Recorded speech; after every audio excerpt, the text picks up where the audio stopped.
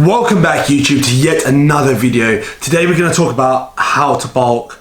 That is the title of the video and that's the topic of the video. I'm going to give you my top tips on how to bulk, so let's stay tuned.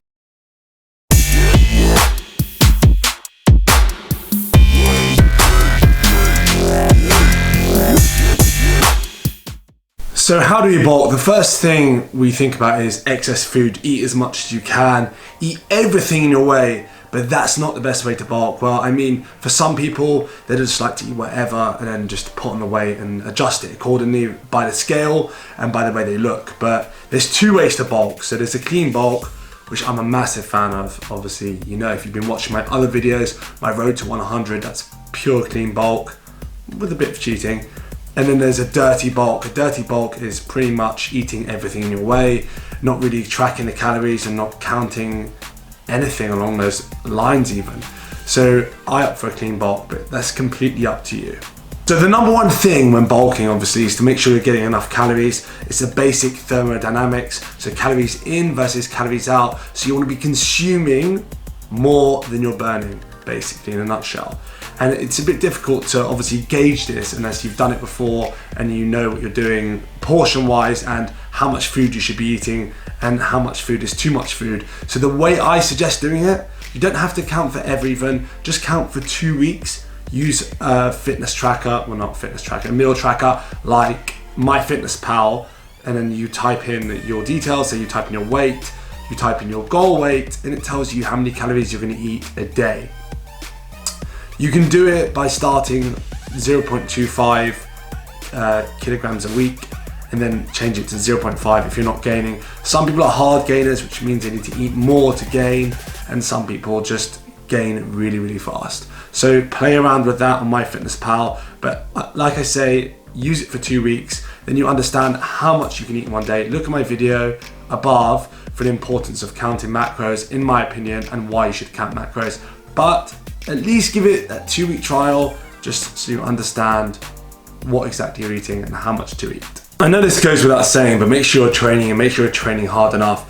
Don't be doing an exercise regime where you're doing above 12 reps or even 12 reps for longer than a week at a time.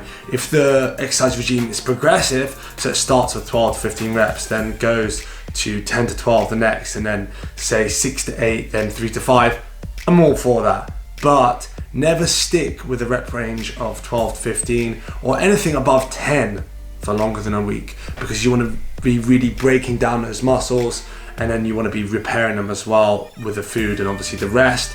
But you need to break them down in order to repair them, in order for them to grow. So make sure you're doing that. And when it comes to training till failure, I don't suggest training till failure entirely the whole time. You'll just damage your central nervous system and you just feel completely fatigued and flat out. But I recommend going to say 80% of failure. So imagine you're doing a weight you can do for 10 reps.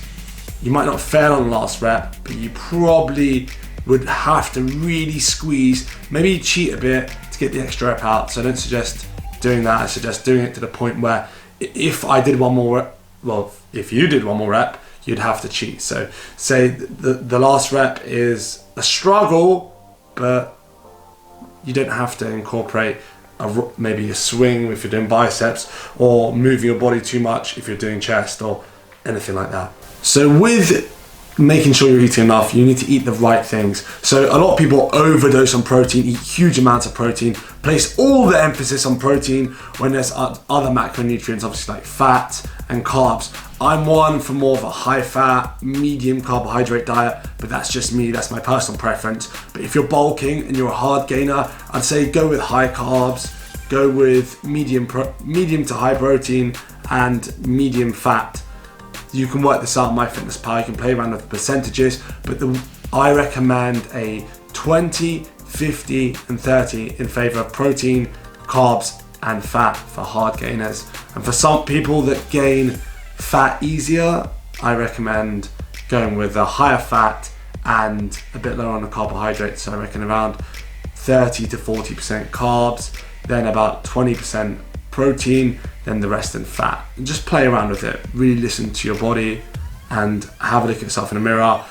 do not get caught up and weighing yourself often. Weigh yourself once a week and at the end of the week on an empty stomach. So you want to limit alcohol consumption as well. Don't completely cut it out. I'm not saying be a boring person and just completely get rid of the alcohol, but try and limit it to maybe every 2 weeks.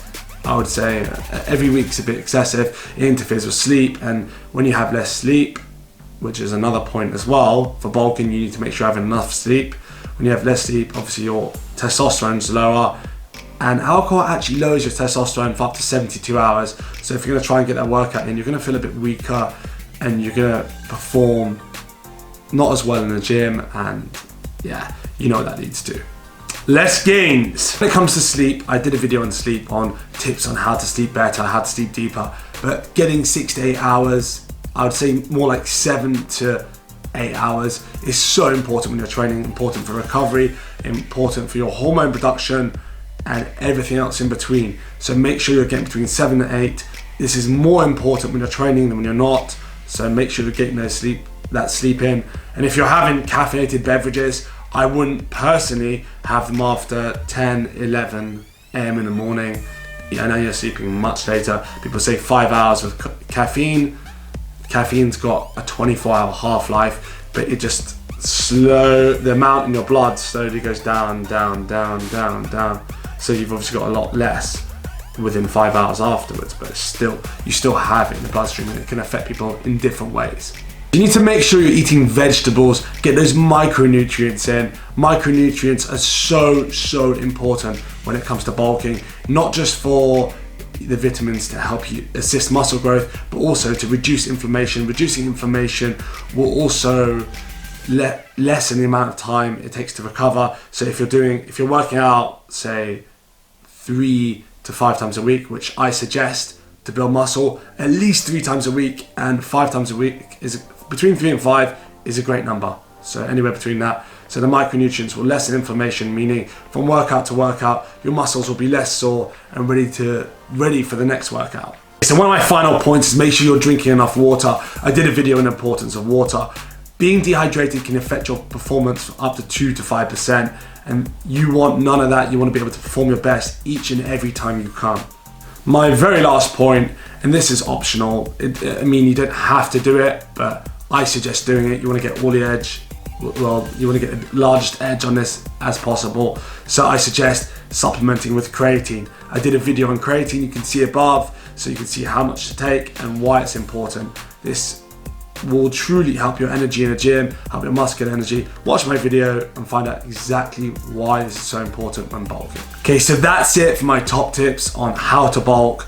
So I hope you enjoyed this video. Give it a massive thumbs up if you did. At least give me a massive thumbs up for this beard. I decided to keep it after Halloween. I posted an Instagram post, so if you don't follow me on Instagram, that's at AdamScottM. I made a post, a poll even, saying that, you know, should I keep it or should I not? And most people said keep it, over 85%. I can't argue with 85% of people, so I had to keep it. But let me know if you don't like it and I'll do something about it. I can't do something about it for one person, but let me know what you think of the beard. Always good to hear. And if you have any questions regarding any of the points I made, let me know below. You can watch any of my other videos on protein intake. They're all in the description below, so click on those. And I'll put another calculator below, so a calorie calculator, but the protein on this is a bit high. It's by a Muscle Hack. It's more or less good, but yeah. And also when it comes to bulking as well, if your weight's staying steady week after week, add an extra bit of food and assess that, see how your weight changes. And then if that doesn't change still, add a bit of extra food, but do it slowly. Some people just pound in those calories extra. And if you're counting, add an extra 100 calories, then wait a week. Add an extra 100 calories, then wait a week. That's the best way to do it. And obviously when you put on weight, you can adjust MyFitnessPal accordingly to say that I now weigh 96 or 97, and it will tell you that you need more food to accommodate for the greater body mass. And that is now really the end of the video. So if you haven't subscribed already, what are you waiting for? Subscribe now. I look forward to seeing you in the next video. And don't worry, food videos coming up. Just been really busy, so But expect 2 to 3 videos a week. On a good week, 3, and on a busy week, probably around 2 videos. So until next time, keep pushing those limits.